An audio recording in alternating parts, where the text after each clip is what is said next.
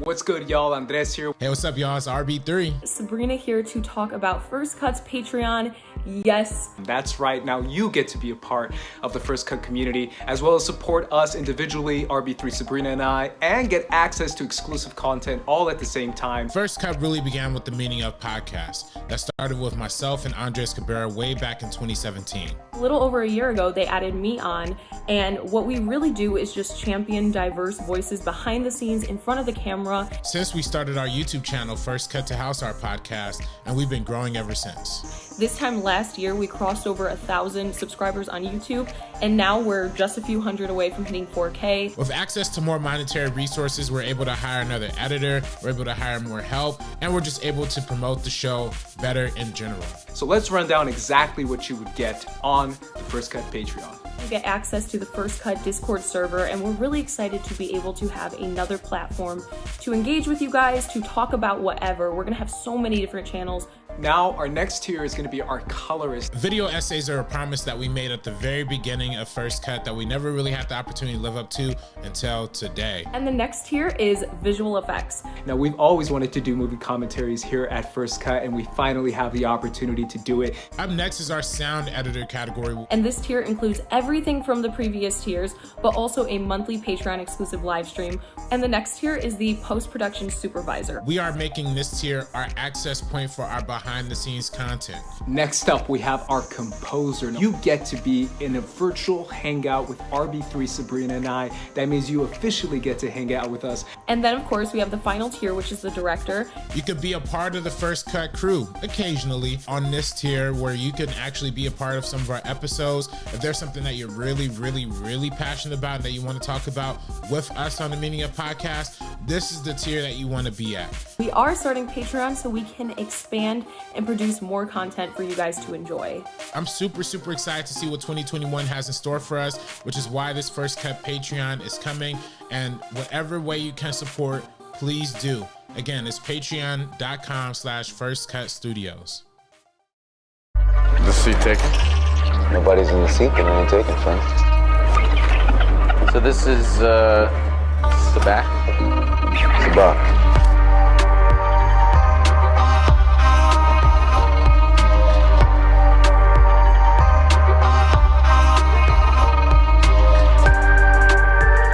What is up, card players and scoundrels? Welcome back to another episode of Sabacc the Block. I am here with Emma Fyffe in the house. What is up, Emma? Hello. How are you doing? You know, I'm just living the life. Living the life. It's the a very windy life. day in Los Angeles today. Yes. So there's that.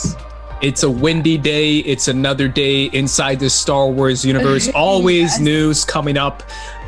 Regardless of what it is, we're going to get into all that and so much more on this episode in Sabacc the Block.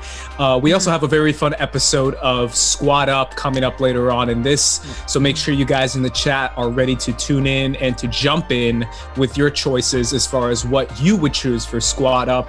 All that and more coming up. But first things first, Emma. The Obi-Wan show is coming up later this year.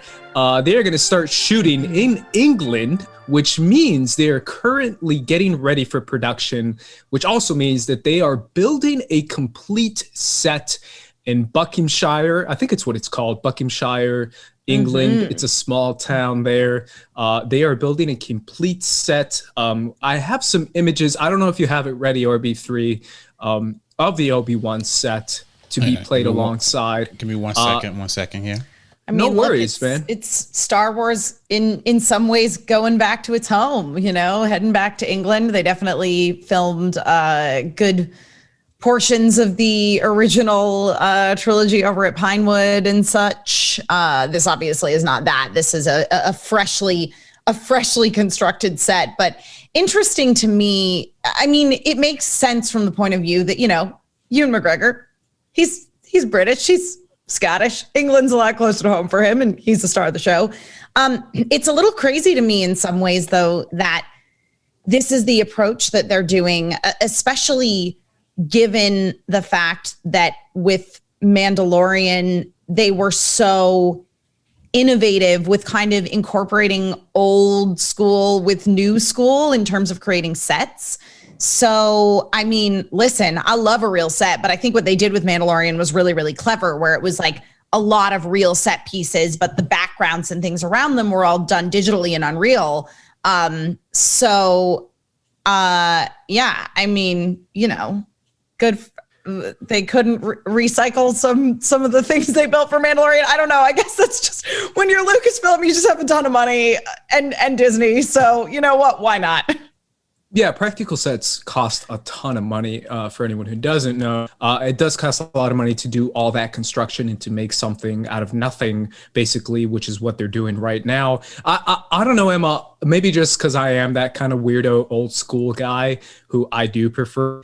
As much as I love what they did in The Mandalorian, I really do prefer like old school, like build the sets, like what they did in what was it, The Last Jedi for and that island. I thought that looked really cool. I thought a lot of the production they did there was really well done. The production design inside as well of I believe it was maybe in Kanto for The Last Jedi was a lot of construction done there too. All that stuff to me was just really cool, and nothing tops that. But one of those things to me is another example, because the Cassian Andor show is also shooting in England. Okay. Emma.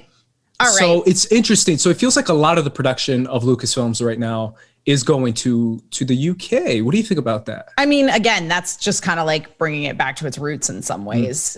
You know, a lot of what they did with like Tatooine and stuff, I feel like in the original trilogy, they filmed some in like Tunisia. I want to say. Yeah. So they like actually did go into the desert. So here we are recreating the desert in England. So it seems to me almost like they're in a place where they're going to build, much like the sort of Marvel cinematic universe and Marvel TV shows and whatnot kind of found a little home in like Atlanta or something. Like a Walking Dead really found a home in Atlanta. It feels like maybe they're building something like that out in this small town in England to be kind of like the new Star Wars film camp, if you will.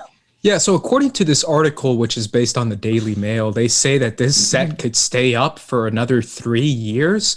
I don't know what they mean by that, because I don't know if that means the show is going to be going for that long, or maybe that's just how long the construction crew is going to take as far as tearing it down or moving it, or maybe using it and flipping it for another Star Wars show, maybe. And maybe that's how they're going to do it.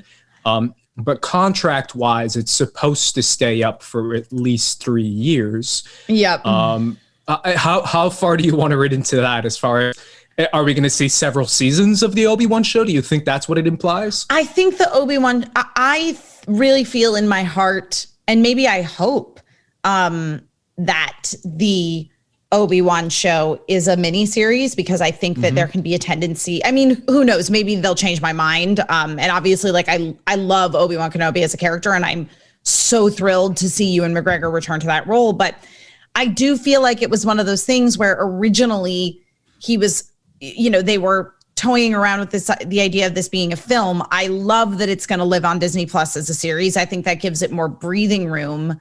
But it's a little bit reminiscent of Solo, not as much so. And again, we have discussed many times that I liked Solo, I think, more than a lot of people did, even if I had some issues with it, mostly just winking at the camera too many times, and being a little too literal in some of its presentation.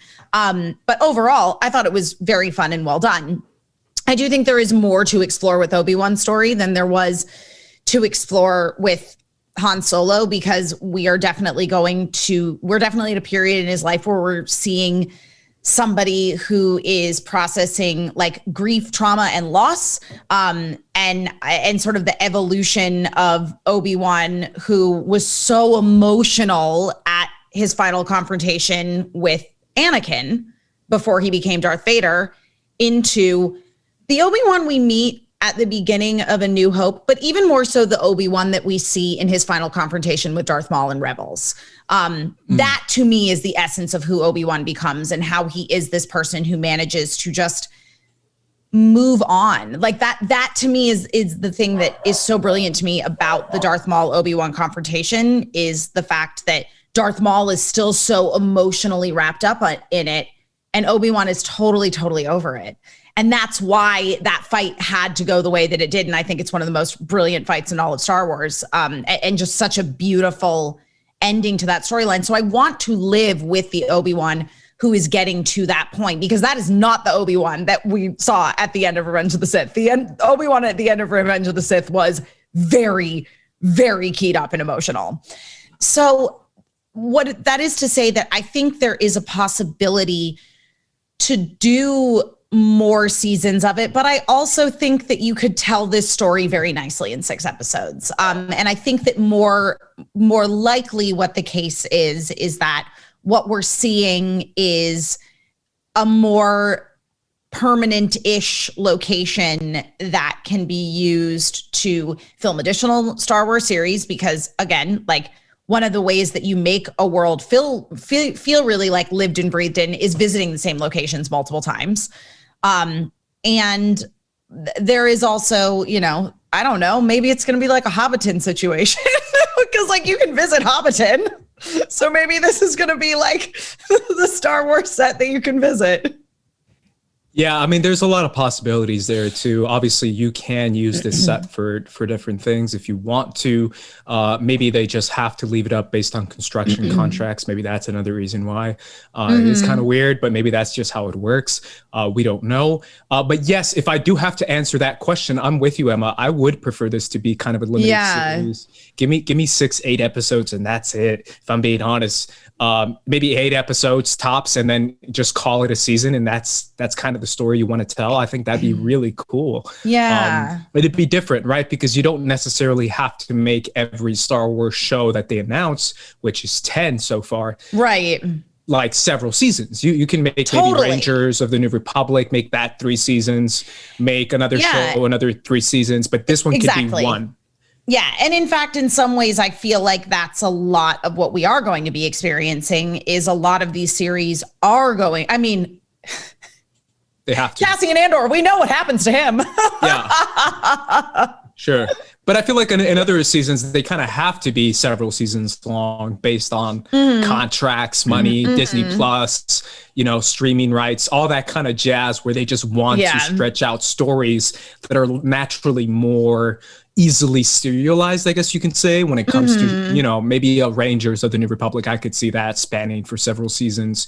Or the Acolyte, that could be maybe 3 or 4 because we don't seasons. even fully know what those series are going to be about and who the, they could be more anthology series almost, where it's like each season isn't even about the same group of characters.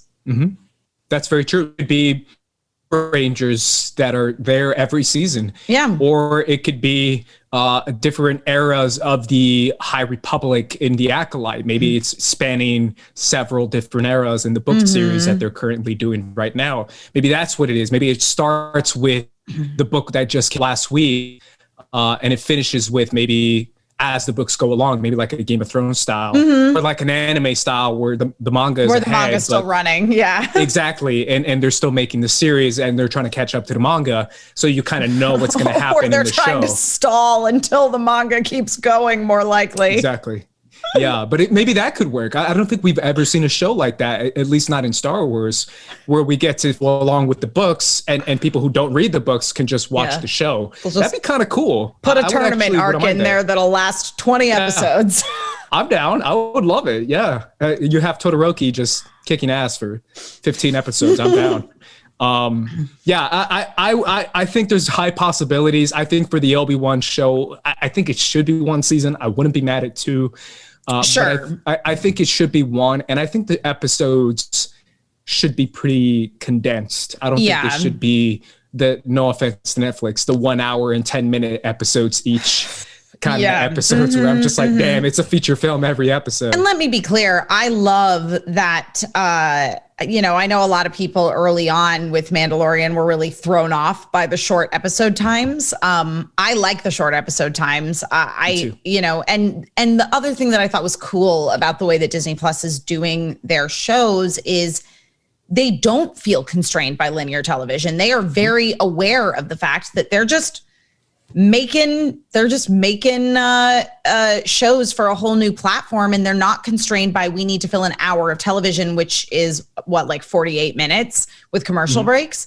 So they're just literally making shows, and when they feel like they're done with the story for that episode, it ends. Or if they feel like it needs to be a little longer, it's a little longer.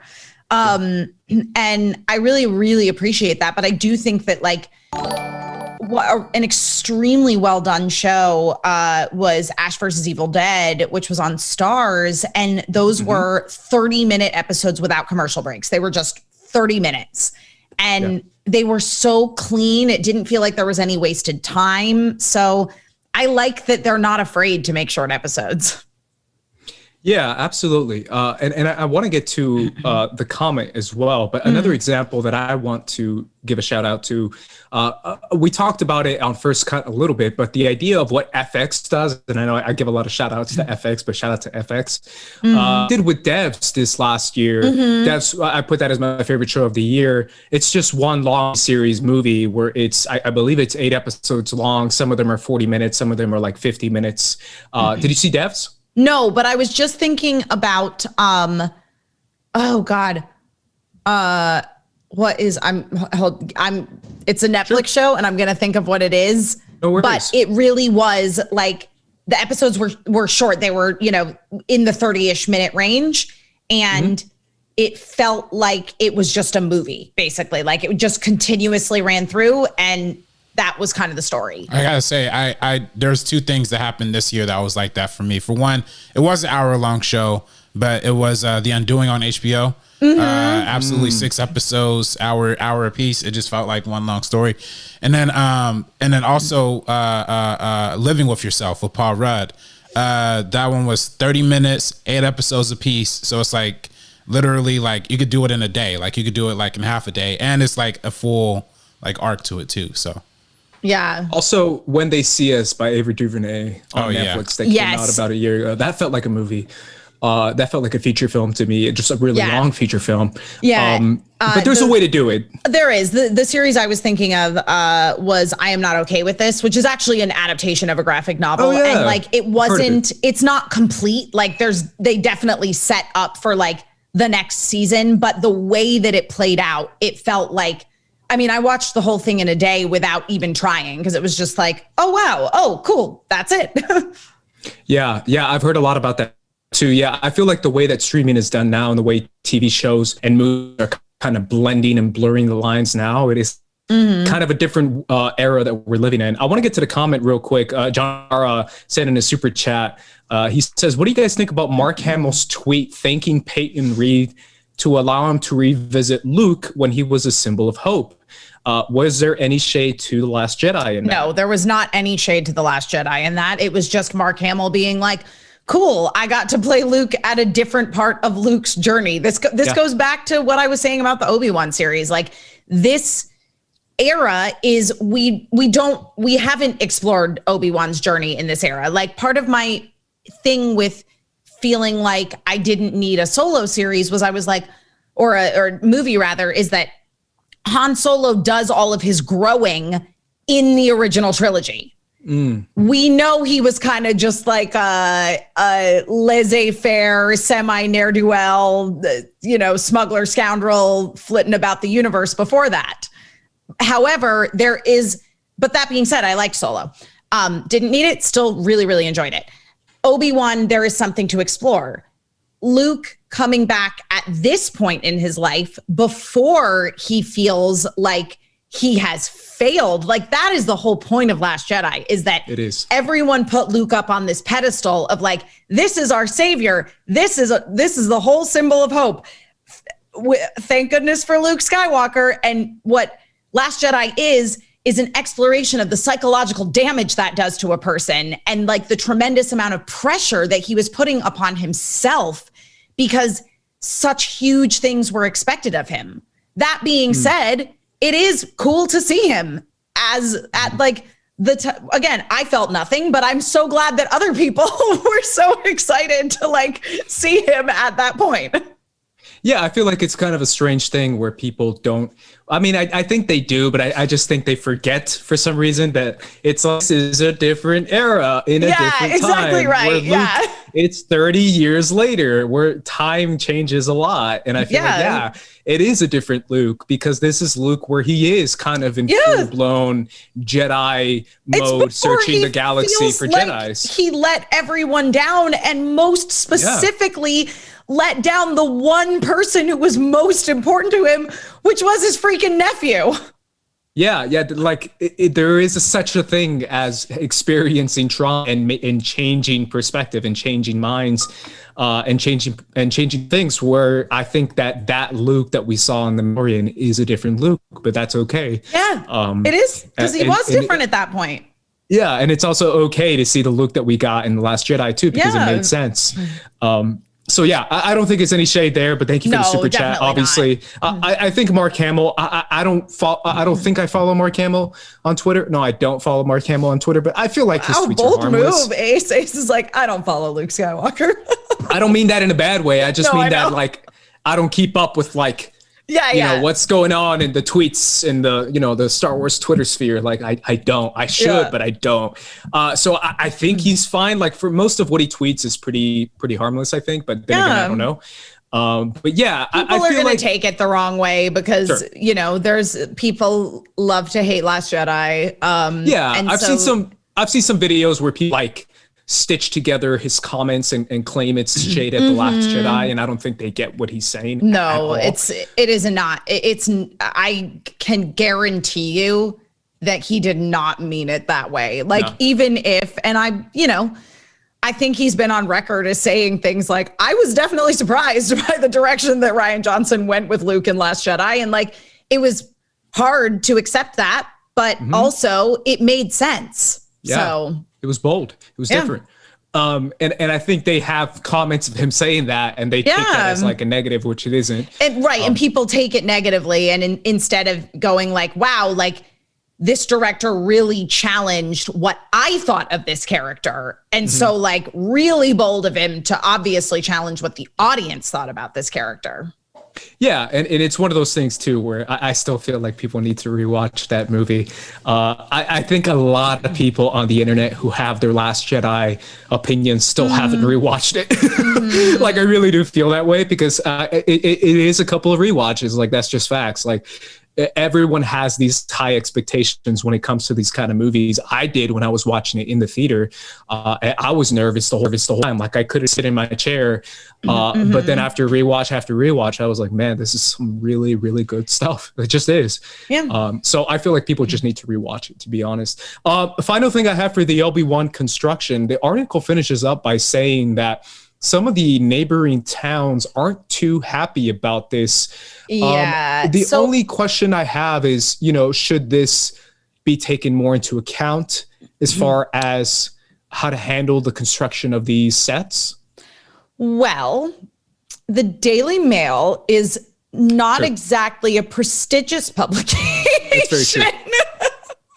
And also, I feel like a lot of contracts are done out with the towns, like as far as the city itself. I guarantee you that the city was involved in contracting this. I'm sure they got paid a lot of money for it. But I mean, that being said, like I understand if people are, are we going to get into like a big Brexit talk right now? I think they're just taken aback by all the people. I think. Especially during this time of 2020. Another thing too that I forgot to ask: do you think?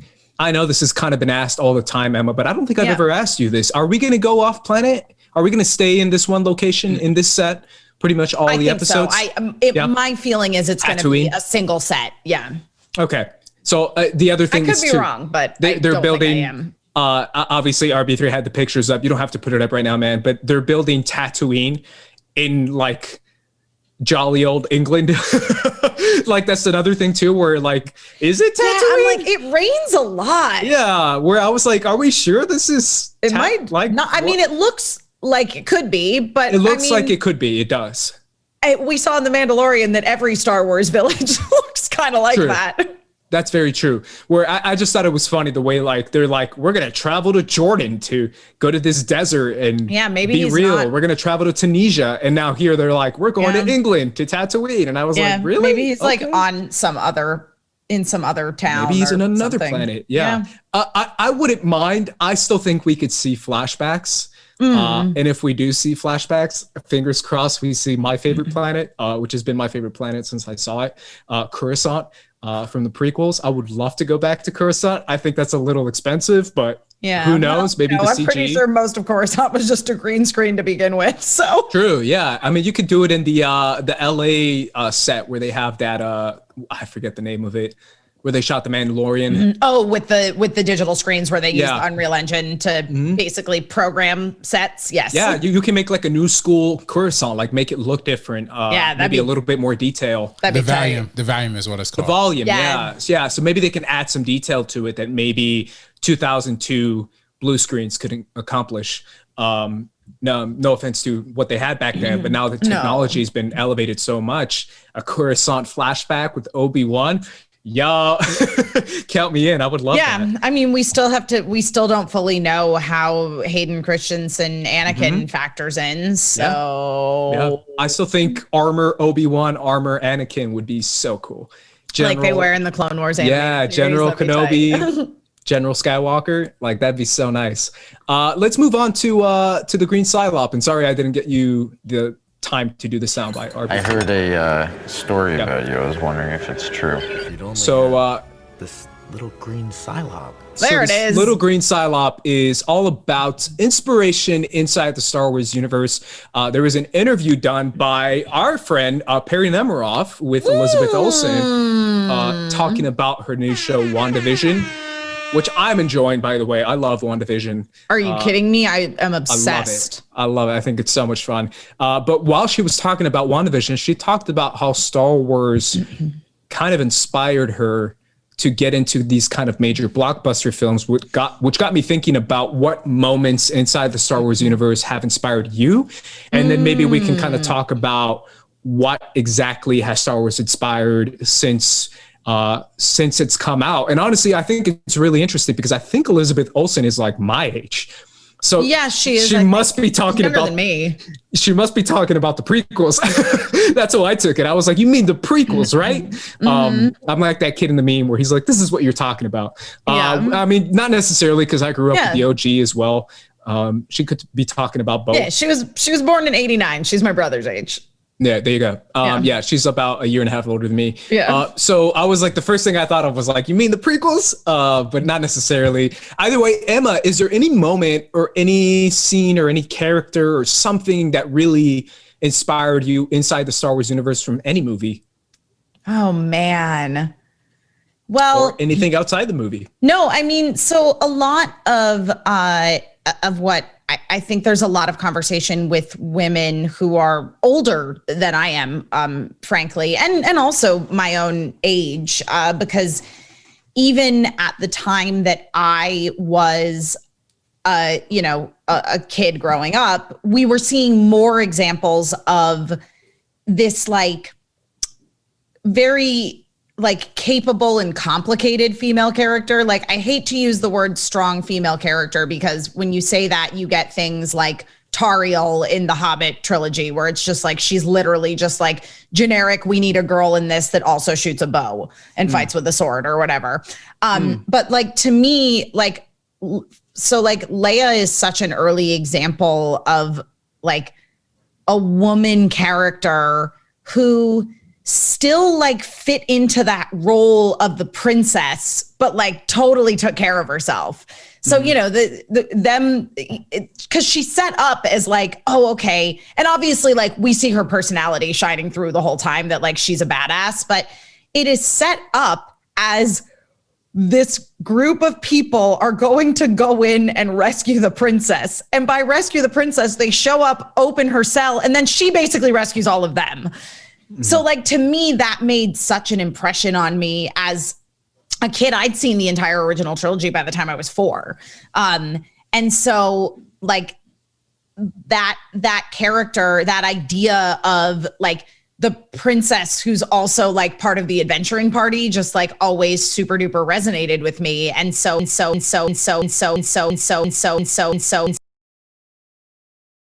really weird to me. And the thing that's also like great about Leia, and it's part of the reason that I also like love the character of Hera, is that and Sabine and a lot of the, you know, sort of prominent women in Star Wars, is that like they don't have their femininity taken away from them. Like I remember when Leia, you know, when Leia changes into her like dress that she wears when she's hanging out in the Ewok village, she doesn't like suddenly become a damsel in distress. You know what I mean? Like she still is able to be feminine, but have agency. Yeah, I echo all that for sure. I think that's definitely so one of the biggest things that George Lucas ever delivered inside just the movie world in general is that kind of character of Princess Leia. I was going to go a different route, but since you're going that route, Emma, I kind of want to echo what you're saying. And I know I always do this, and I've done this before on different podcasts, but I don't think I've ever done this for Sabacc.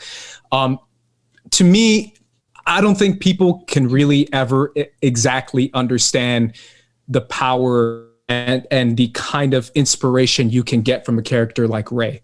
And I've talked about Rey. I've done an entire podcast about Rey on Force Center. I did like an hour and a half with Ken just talking about Rey. And I can do a lot of stuff about Rey because I've read the character a lot. I know the character really well. And to me, I feel like a lot of people don't know how this character, and the reason why is mainly because they're like 45-year-old white dudes writing about Rey. And as someone who saw these movies with my family, I will always say I won't forget seeing the reaction of my mother, for example, seeing a character like Rey in The Force Awakens, The Last Jedi, and The Rise of Skywalker, seeing her react to the character of Rey. She was blown away. She's never seen anything like that on screen. She's never seen the biggest franchise of all time in the hands of a female, like in the hands of a girl, in the principal role for all intents and purposes, and be all the things that Rey was in The Force Awakens, and all the things that people said that like took away from her character. My mom took it as like, this is awesome. Like she knows how to like construct. She knows how to fly. She's got a good head on her shoulders. She knows how to handle a lightsaber. She fights back when she needs to. She doesn't need rescuing. Like this is the kind of girl that is leading a franchise. Like my mom was just so blown away by it. And then when I see the conclusion of the trilogy and seeing her reaction to The Rise of Skywalker, and then seeing my little nieces, I have 6 nieces, which is a lot, but I get to see their reaction to this character, literally ranging from ages like 4 to 14. And I get to see their reaction to an inspirational character like Rey. You will never understand what that feels like for a little girl. And I think people don't get that when people try to say the sequel trilogy failed. To me, I'm just like, it didn't. It made a ton of money, and it inspired a ton of little girls all around the world. Oh my God. How are you telling me it failed when it did the 2 things that you can never take away from it? Yeah, whenever I see little girls cosplaying as Rey, I mean, that's the thing, is that like I think about that a lot, because again, like, even not being the main character, though from George Lucas's perspective, Leia was the main character when it came to the rebellion. The story of the rebellion was Leia's story, and it was very important to him that it was a woman and she was a young woman. So, but that being said, like, you know, seeing women in these roles that, and let me be clear, you know, Leia was still the princess, so she does kind of fit into a more like sort of traditional quote unquote women's role. To me, it was very empowering to see that role defined as something that is somebody who is like in charge and powerful and, you know, leads like infiltrations on enemy bases on forest planets and things like that. But I do think that, you know, I bring up friend of the show, Billy, good old Billy Business of Screen Junkies. Billy Patterson, I remember talking with him about Star Wars, and he said, my niece loves Ahsoka. She does not have any idea who Han Solo is. And so it just shows you like how powerful it is for anybody to see somebody that they identify with as like being part of like who they are. Like they see themselves represented in that character in some way in terms of like making an impression on someone and making them really gravitate towards a piece of media. Yeah, it really, you can never take away, you can never underestimate what the power of a powerful character can be, what Black Panther can be, Chadwick Boseman, what he did to the world of cinema, to the world, to everyone around the world, when people were arguing and bashing and saying it should be nominated for Best Picture. What is this doing in Best Picture? And I'm like, dude, you can never understand the power of this film. You just won't understand it. But little kids around the world will understand it and will get it and will find it. And that's what I always say to people who I've debated against, who've always come at me and been like, dude, well, your sequel trilogy failed. And I'm like, did it? Because it made a ton of money, and it gave us some of the best characters that just also, because you don't like and you don't care for it also, doesn't mean I'm going to tell you right millions now, of people love. You wouldn't have your Star Wars theme parks if it weren't for that sequel trilogy. Yeah, so, there's a ton that it delivered, and I feel like the biggest thing it ever did was inspire so many little girls all around the world that don't talk on YouTube for a living, that don't write about Star Wars on film blogs or on comic book, websites and on, this.com and on all that stuff, where like, this is how Star Wars is measured by these outlets. And I'm like, is it though? Or is it by my little nieces? Or is it by all the little girls around the world who don't have blogs.com written by so-and-so, 52-year-old white dude who grew up with the OGs? Like, dude, no one cares. Like, what they care is like all the little girls all around the world who love this character and who love these movies, and who this is their Star Wars for them, who found inspiration and who can then take it from there. That is where you find success, not in blog.com. These are my 5-star, 6-star, 2-star review of Last Jedi. 100%. No one cares, man. Sorry. Yeah. That's just what it is. And that's why I love the sequels and always sequels because of that, because of what it could do with these kind of characters. Move on to Sabacc, which is going to be a lot of fun. So let's do it. Oh, really? So this is... Nope. We'll get there. We'll get there. No worries. Sorry, one second. Wait, what was it again? Full Sabacc, but no worries if you can't get Full Sabacc. There it is. I love it. Full Sabacc is all about the MCU. We were talking about Elizabeth Olsen. We were talking about WandaVision. There is a lot of MCU actors who have been in the Star Wars universe. I didn't know it was that many, but I read this article that I actually gave to you guys from The Insider that gave about like 20-some, I think 30-something. Yeah, Star there's Wars a lot. Characters. There's a lot. So I want to ask you guys, the first thing I have is a simple question, a simple Full Sabacc, which is, will we see more MCU actors getting into the Star Wars universe, whether it be in TV shows like a Obi-Wan show, or whether it be elsewhere in movies? I think that it will certainly continue to happen. And what we will be seeing is more people in TV shows, because I feel like that is the route that Disney is going in general, is really doubling down on their Disney Plus sort of content production. I mean, we're seeing Star Wars actors cross over into Marvel stuff, with like Oscar Isaac doing Moon Knight supposedly and things like that. So, what about people? I present to you this question. What about people like an Elizabeth Olsen, or maybe like a Brie Larson, who are Star Wars fans and who are like, in the Disney family? Right. Could they be like, hey, can you put me in a Star Wars? I mean, I think that any of them, especially if you look at a show that is structured like, say, The Mandalorian, where you had so many one-off characters, like, True. I think guest starring on an episode of a Star Wars TV show could become what guest starring on an episode of the Adam West Batman series was in the 60s. It was the thing to do.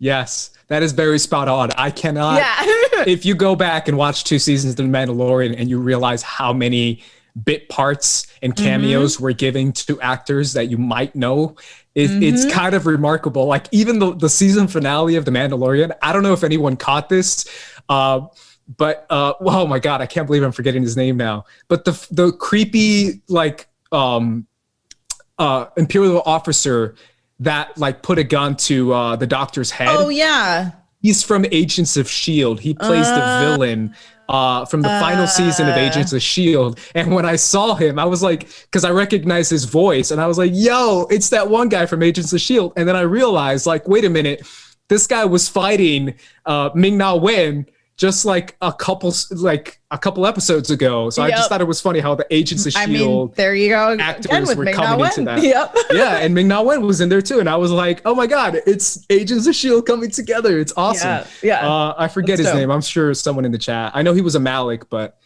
someone Malik, I forget his first name. He was Gideon Malik's son. But either way, that actor, for example, was from Agents of S.H.I.E.L.D., and that's also technically a part of Disney still. So I think it'd be a kind of interesting if we see someone who is a genuine fan of Star Wars, a Brie Larson or an Elizabeth Olsen, who could be like, hey, Kathleen Kennedy, can you consider me for this role, or can you feature me in an episode, or maybe even in a recurring role maybe in an Obi-Wan show or something like that. Yeah. I could totally see that happening. I think that would be a lot of fun, especially since like I still think Kevin Feige is doing his film, right? He's producing a film, or I don't know if he's directing a film. I had forgotten about Kevin Feige and Star Wars. Yeah, so he's supposed to be producing a Star Wars film. And if that's still the case, I could definitely see him maybe getting one of his favorite actors. He has a pretty big hands-on when it comes to the MCU casting. So I could totally see him being like, hey, I want my buddy to be in this movie. I know there's a lot of rumors going around about Robert Downey Jr. Looking at this insider, oh my God, that'd be fun. Looking at this insider article, like I'd completely forgotten that Felicity Jones was Felicia Hardy in Amazing Spider-Man 2. Yeah, that's such a weird connection. That's so weird. One. The ones that get me are the small roles, like Mickelson was in Doctor. He played like the main villain in Doctor Strange. Oh yeah. And I was like, he did, didn't he? I completely forgot. Well, don't forget about Donald Glover was also in the Spider-Man Homecoming as well. So yeah, that counts. There's Nathaniel Malik. Thank you, Dr. Mr. Meeseeks in the chat. Nathaniel Malik. That's who I meant. But yeah, there's so many, and I would love to see it, to be honest. I'm all about the whole crossover MCU Star Wars universe. Alrighty, let's finish up with let's do a POC spotlight. My bad, dude. Oh yeah.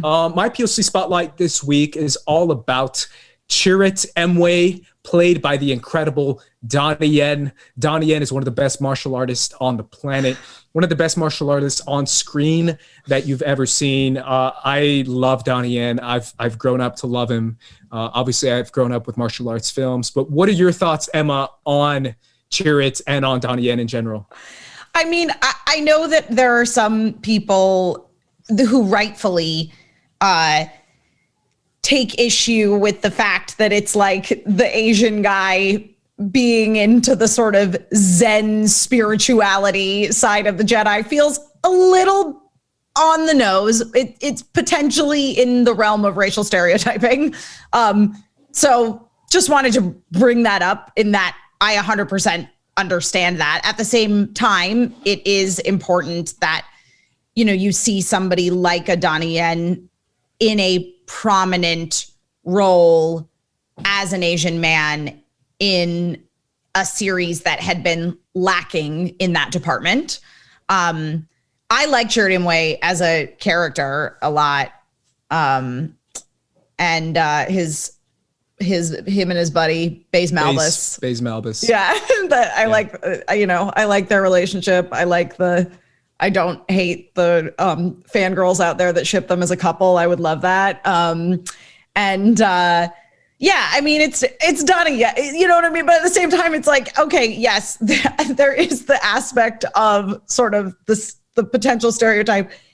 Yet it's also Donnie Yen, who's like inhabited a lot of roles kind of like that. So yeah, and I think he kind of is like, I don't know. I think he's all about his brand. Yeah, I think he's all about. I think they would like, hey, do you want to play like this weird, crazy, blind Jedi dude who's like Guardians of the Whales? And he's like, hell yeah, I want to be in Star Wars and kick some stormtrooper ass. Like, I think he's all about it. So I really enjoyed it.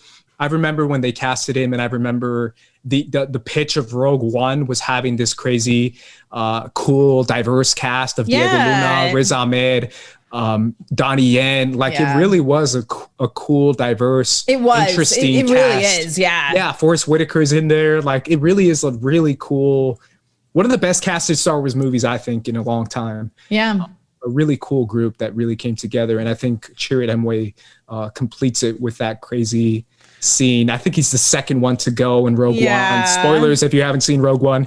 When he does the master switch, they all die. The first one to go is K2. He counts because that was heartbreaking. He does. But Chirrut follows him by doing the master switch and by dodging all the blasters. Yeah, that scene's amazing. Like that's the thing is I think that they really took advantage of Donnie Yen's particular strengths as a performer in that film. And it was really cool to see that showcased and how that just kind of fit into Star Wars in a way that felt like, yeah, okay, cool. I'm on board with this. This would happen. Yeah. That's why I really enjoy the character, and we're going to keep doing this POC spotlight. I think it's a lot of fun, and I think Donnie Yen is definitely worthy to be featured in it. Now we are going to squad up. I am excited for this one. Emma, you will have to forgive me because I sent RB3 some images. You will see them on the screen, so that you will be able to follow along when it comes to the last bit. But here we go. When it comes to squad up, for anyone who hasn't played, the rules are simple. I will present to you a scenario inside the Star Wars universe, and you will select your choices for what you would choose for a squad. This could be anything from a person to a weapon to anything else that might come up. I'm always in a mood when I write these, so be prepared. In a mood, I mean, I'm just in a weird mood when I write these. So, alrighty.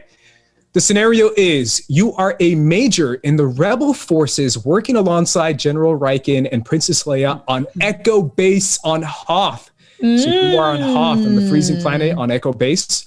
During a routine sweep of the perimeter, one of your units falls under attack of a hungry Wampa.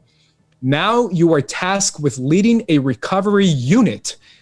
You will need, number one, a sturdy droid that will not be impeded by the cold weather and relay long messages. Okay. Number two, a reliable lieutenant who will accompany you in this dangerous mission.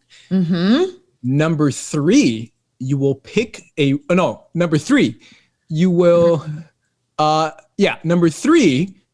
you have to pick a Tauntaun and name your Tauntaun, because the bond between you and your Tauntaun will be crucial to surviving the cold. Number three, you are picking a weapon to fight against the Wampa in case he shows up. And then finally, this is the weirdest one. But while you were on Echo Base, you've been watching a lot of Game of Thrones. Naturally. Yeah, because Game of Thrones totally exists. Yeah, it exists. It's totally there. You're watching a lot of HBO. You're on Echo Base. You know how it is. Yeah. It's boring. It's cold. And while you're there, you're just like, you know what? This Game of Thrones outfits, this drip, the fits, they looking dope. So you're going to pick your Game of Thrones outfit. And I have a few pulled up here. I don't know if RB3, if you can follow along with me. I named them, so hopefully if I give you the names, you can put them up there on the screen. Yeah. Let me know if you're ready, RB3. Yes.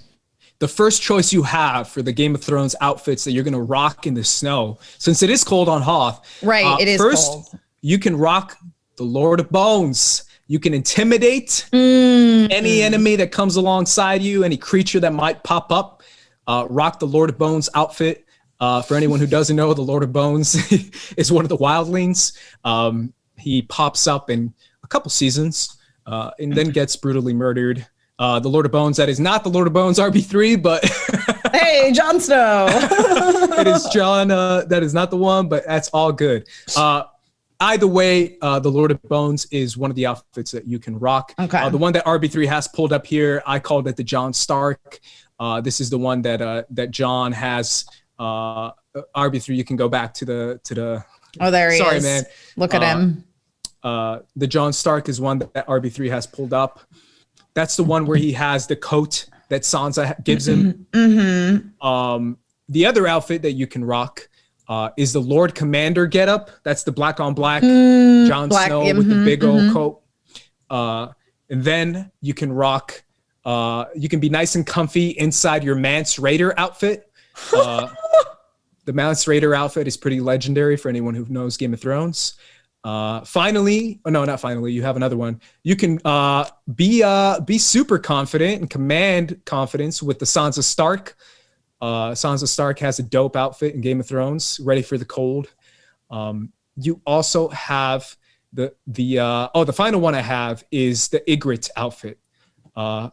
I put look cute in your Ygritte outfit. And the image of Ygritte is pretty nice. Ygritte is with the YRB3. I don't know if you have that one as well. But these are all outfits that you can select. As you can see, guys, I'm a Game of Thrones guy. I haven't let go of Game of Thrones. But I thought these snow outfits, wouldn't it be kind of cool in Hoth, Emma? Am I weird? It would be dope. That? Yeah, right? to have like Game of Thrones inspired. Right? That'd be cool. I'm in. You're in it. Hoth, you're riding your tauntaun, and you're just like rocking your like black on black Jon Snow look, or your Ygritte look, or anything like that. Either way, these are all your options as far as your Game of Thrones outfit in the snow. You're going to look warm. You're going to look nice and be warm at the same time. It's important to look good, even though you're on Hoth. Yeah. So first things first, Emma, the sturdy droid to bring alongside you. Who are you selecting? Oh, it's the droid who we know could survive a bombing, literally anything. He's already basically a scrap pile, but he's scrappy also, and he'll make it through. Chopper! yeah. Chopper is always a great choice no matter what. He literally fights He's back indestructible. No matter what. Yeah, he will find a way. Chopper finds a way. He does. RB3, I don't know if you thought of this. I know this is a lot for you, man. If you don't worry, you can pass. But do you have a droid for the cold on Hoth? RB3? He might have left. All right. I'll say mine. What are you going to say? Another kind of indestructible droid. Kind of. Okay. I don't even know how he's going to work in the snow, but you know what? I'll figure it out on the way, even if I have to carry him myself. I'm taking BB-8 with me. Oh, why not? Oh, yeah. I support that. I think BB-8, that kind of like indestructible ball thing that he has going on, I think that'll work out. Yeah. But let's move on to your lieutenant, Emma. Who would you take as your lieutenant?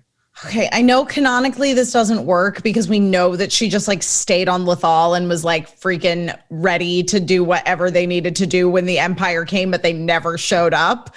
I'm going Sabine, man. Yeah, Sabine. That's a great one. I mean, she's around. She's around. She's already got a relationship with Chopper also, which like Chopper's got a lot of personality to navigate. So like Sabine and Chopper are pretty cool with one another. Yeah, that's definitely a great one. You know what? Maybe it's just because in Empire, he really is kind of kick-ass, and he really is like that kind of leader that you need on Echo Base, and he does find a way no matter what. I'm gonna trust my boy Han in this. Yeah, I'm gonna bring Han Solo. That's a good call. That's Han a good Solo call. Figures out a way to survive with Luke. He's the one who reaches out to Zeb Senesca. Han finds a way when it comes to Echo Base for sure. He finds a way. Yeah. All right, Emma, the most important one of all. Name your Tauntaun. Okay. I'm going to name my Tauntaun in honor of a Nexu cub that was the pet of, not sort of pet really, but like animal partner of the crew of the Yojimbo on Pencils and Parsecs, the Star Wars RPG that I did. So the Tauntaun will be named Archie. Ooh, I like it. Yeah. It's a great name, Archie, especially for a Tauntaun. I can see that. Yeah, right? Yeah, absolutely. I kept thinking about mine. It has to relate to somehow like the cold or something. I don't know why. It just has to for me. And for some reason, I'm going to keep going with my Dragon Ball references. I did the God of Destruction for my Star Destroyer like a couple episodes back. Yeah. So I kept thinking like, I don't know, Frieza. I'm going to name my Tauntaun Frieza. It makes kind of sense. Because it's cold on Hoth and I'm on Echo Base. Total sense. I'm with it. I'm just like, let's go, Frieza. Giddy up, Frieza. To me, it makes sense. I'm doing it. I'm rocking with my boy Frieza. It's going to be freezing out there while I'm with Frieza. So to me, it just makes total sense. Yeah. All right. What is your weapon that are you bringing with you? Oh, yeah. So I'm going to bring like a vibro sword because we know that like the Wampa, the best course of action is to like sever some limbs rather than a blaster, like because it's pretty like hardy. So, I mean, it's dangerous because you got to like get up close with it. Sure. But if you can like slice some limbs off, that's the way to go. Yeah. So do you have like a sword in mind from a character or something? I don't know. It's just a weapon that you could have in the Fantasy Flight system. Sure. I'm kind of gonna go with you, Emma. I kind of like that. I'm gonna go with the Electro Ripper staff, which is Infus Nest, her staff. That's sick. Which has like this like concussion thing to it, where if you like double tap it, it can like push someone. Yeah. Like she did with Tobias Beckett, where she like pushed him back with this concussion electro thing, and then it also has the blade. Just in case I need to cut any limbs off. Yeah. I think that Electro Ripper staff is dope as hell. So in honor of Infus Nest, I'm bringing the Electro Ripper staff.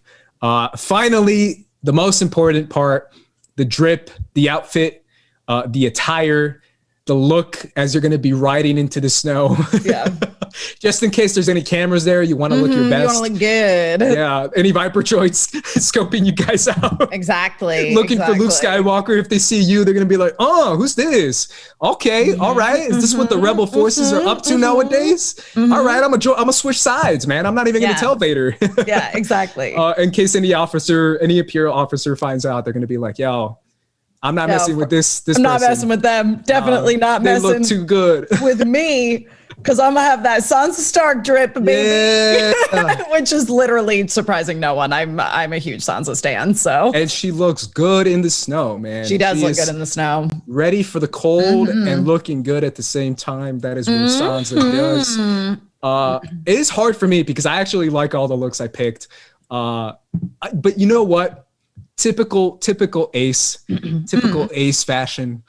Literally what I'm wearing now, everything I wear nowadays, I get made fun of because of this, but I'm rocking the black on black. Give me that Lord Commander. I'm gonna stand out in the snow, literally. Okay. All right. I'm gonna get that giant freaking fur coat that Jon Snow wears when he's Lord Commander, and that Lord Commander Mormont had as well. Yep.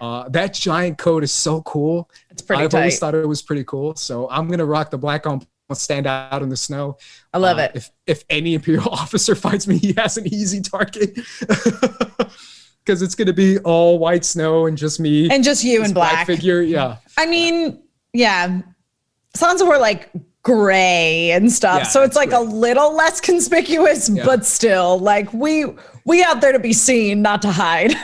Yeah. When you join the Crows in Game of Thrones, you want to stand out in the snow for sure. But that is what I'm going to be wearing. I definitely want to see what you guys in the chat, if anyone in the chat wants to give me your thoughts. I definitely want to see it. I wonder if RB3's back too. Yeah, RB3? I am back. Yeah, sorry, I had to take a work call real quick, but I am back indeed. No worries, man. You got any choices for this, man? Oh man, if I'm being honest with you, I stepped away and I'm completely lost here. So no worries, man. I'm just gonna side with Emma, whatever she. Good choice. The something cast said Emma can rock anything. They also said that the Tauntaun's name would be Sleeping Bag. Ouch. Oh, that is kind of mean. That's mean. What else in the chat? Yeah, I know. Chapstick Cereal said that's the Lord of Winterfell.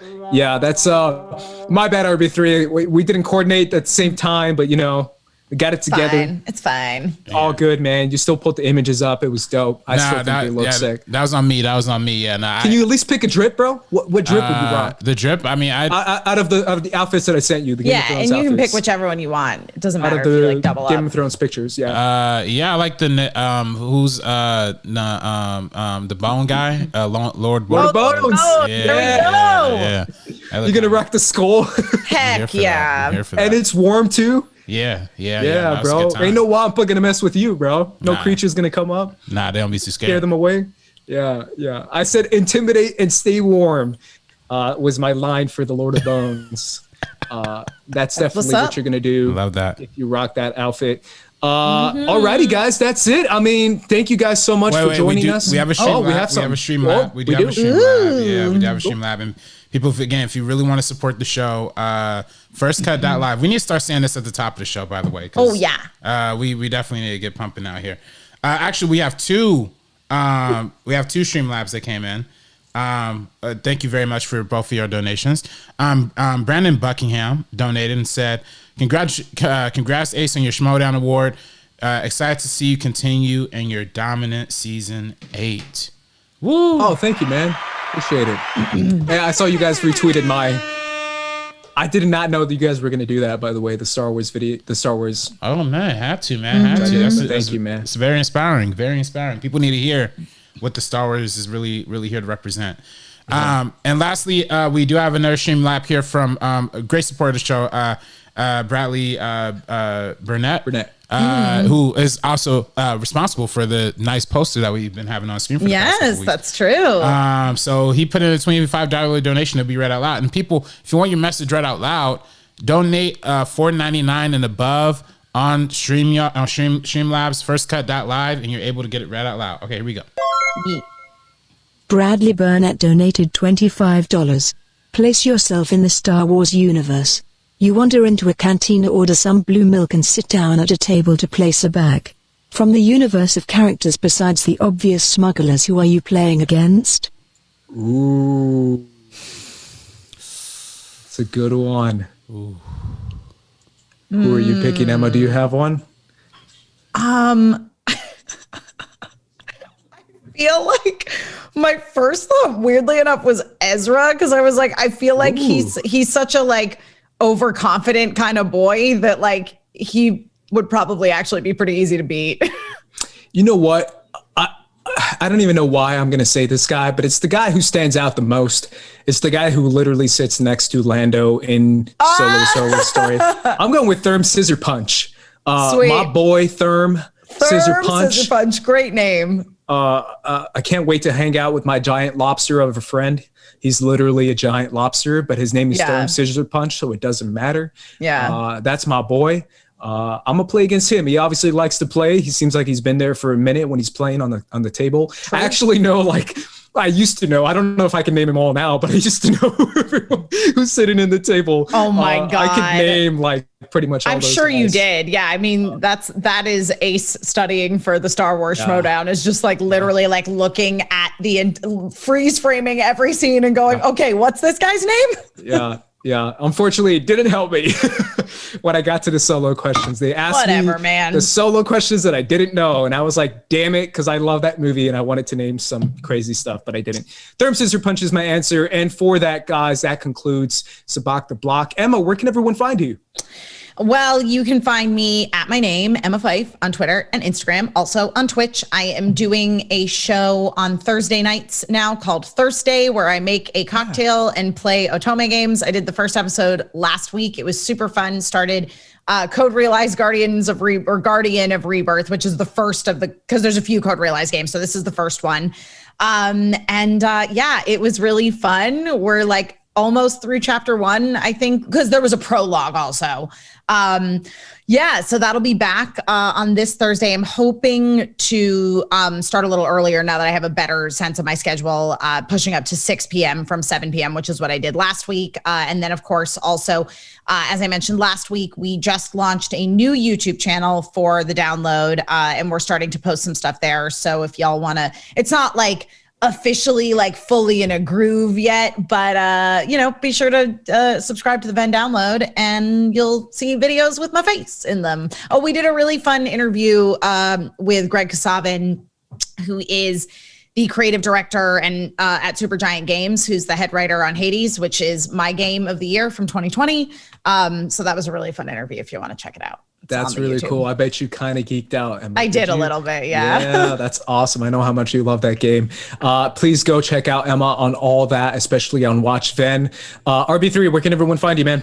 You can find me on Twitter and Instagram at DirectorRB3. You can find me here on First Cut all the time. And find First Cut on Twitch. That's right. First Cut is on Twitch. Woo! We are just starting our Twitch. We have a grand total of 3 followers so far. So be the 4th, be the 5th, be the 6th. Go out there and help us. You can do it. Yes, please. We really just got to hit 50, y'all. If we get 50 on Twitch, it's going to be super, super late because we'd be affiliate or whatever.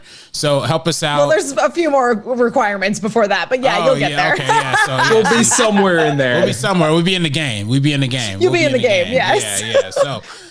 So with that being said, please follow us on Twitch. It's twitch.tv/firstcuttmo, twitch.tv/firstcuttmo. As of right now, we only have the Talk on Titan with Andres and Vangatter on there. But within the next week or 2, we will have all of our shows live streaming on Twitch simultaneously with YouTube, including Sabacc the Block. So all right, awesome. Be sure to check that out. You just got another follower because I followed you on Twitch. Woo, 4 followers. Let's go. Woo! Yeah, if everyone goes follows right now, we could probably hit that, right? Heck yeah. We could probably hit 20. Either way, guys, also make sure you guys join us this week for First Cut Live this Thursday as well. For the Sabacc the Block crew. Support our Patreon. Oh, and support our Patreon as well. Please do that. For the Sabacc the Block crew. Oh yeah, follow me at Squad Leader Race too if you want to. For the Sabacc the Block crew, we're peacing out. Peace out, guys. Sabacc. Sabacc. What's good, y'all? Andres here. Hey, what's up, y'all? It's RB.